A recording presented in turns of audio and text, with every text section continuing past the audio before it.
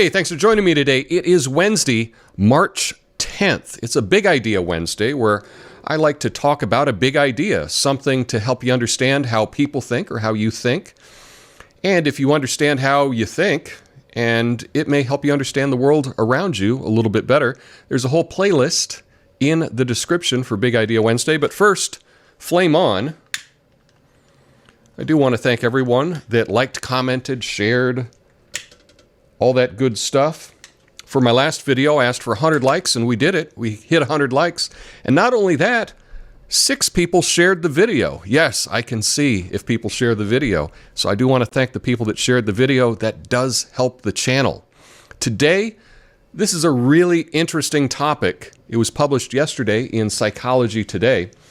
And it is about the link between, well, let's just call them bad thoughts, and grip strength. Okay? And so research suggests that bad thoughts are associated with grip strength.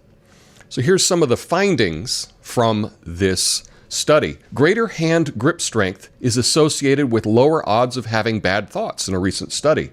The study was based on data from thousands of people in South Korea, echoing an earlier finding in American men. While the reason for the relationship between grip strength and bad thought ideation is unclear, potential factors include increased inflammation and functional decline and disability. So for the purpose of this, there's actually a couple different grip strengths. Like this would be crushing strength, crush strength. And let's say you're picking something up and you're holding it, like you're carrying a grocery bag, right? That would be a support grip strength. So for the purpose of this study, they're looking at grip strength in crushing, and they would use something called a dynamometer, where you would put your hand in it and you would squeeze, and you would do that 3 times, and they would be able to test your crushing grip strength with this device.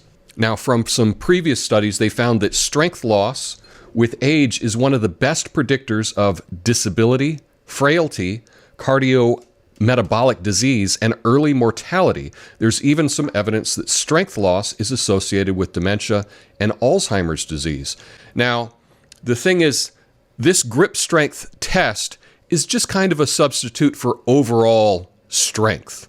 Okay, they could have done this with a different fashion, but this is really easy. They could have anyone just use this machine and test it, whereas, you wouldn't want to test people on their bench strength, their bench press strength, right? Because probably most people have never bench pressed before in their life, and so that wouldn't be as accurate as this little dynamometer device that they have. But let's go to the article.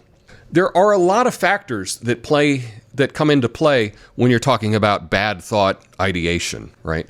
And geographical differences are a great one. These rates differ by country, and they could be a lot higher in some places, such as Guyana, Russia, Lithuania, Kazakhstan seem to be really high levels of this. Additionally, they've identified when bad thought ideation is more likely to occur. For example, it peaks in the afternoon and earlier in the week, the first of the month. Things like that are also factors. But there are other risk factors that come into play when we're talking about bad thoughts, okay? For example, being male makes a difference. Being Caucasian, you have a higher level of this. Lower education, family history of these thoughts, personal history with these attempts, self-injury, psychiatric diagnosis, physical and other abuse, arrests, and military duty. So there's lots of things that come into play that are predictors for these thoughts. But what they found is that something that is a big predictor of these thoughts is grip strength, which is kind of an interesting finding. So for this particular study, they analyzed data from 14,325 individuals, average age around 50, and 45% were men from South Korea.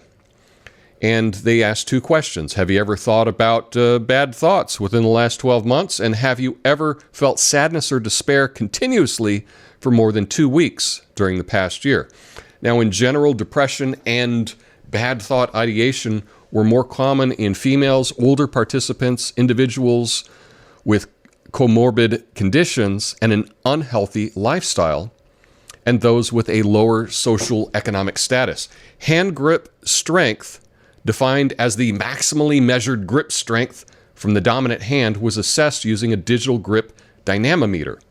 And here's a real interesting finding. The correlation between bad thoughts and hand grip strength is supported by previous research. For instance, in a sample of American men, every 5 kilograms increase in hand grip strength was associated with a 16% reduced odds of having bad thoughts. Now, there's a lot of reasons why this can come into play. One of them is with increased inflammation. If you have increased inflammation, you're not as strong, your grip strength is not as strong, and increased inflammation is tied to that way of thinking. Being strong is associated with higher self-esteem. So people with more muscle, in general, tend to have a higher self-esteem. So that is something to keep in mind. Perhaps you would like to get a little bit more muscle yourself. But there's lots of explanations for this, okay? One of them would be if you have lower muscle mass, that's also tied to being disabled. So if you're disabled, you do have a higher risk of certain thoughts. But the exciting thing is that this could be a simple test that could be performed as a way to perhaps diagnose some people before it happens, right? This could be a way to do that. This is a very simple test, very cheap test to do. And you can see if you have a really low grip strength that is associated with some other mental health things, and that's something that can be addressed. I have been a proponent of physical fitness for a long time. I think it's one of the most important things in mental health. You know, it's physical fitness and getting enough sleep, having a good diet. All of those things are tied together, and this is another example in this grip strength, and you're having certain thoughts. Now, you've heard a million times, correlation does not equal causation, right? People don't not have bad thoughts because they can grip something really tight. That's not the case. We don't have any evidence of that. But they are related, and it is something that you got to keep in mind. It may be one more reason to consider paying more attention to your physical health, because that's going to have an effect on your mental health, and your mental health is going to have an effect on your overall life. They're all tied together, and it's something to consider. I would like to know what you think about this correlation between grip strength and certain thoughts. Let me know your thoughts in the comments. Be sure to like, comment, and share this video. Hope you have an awesome day. Peace.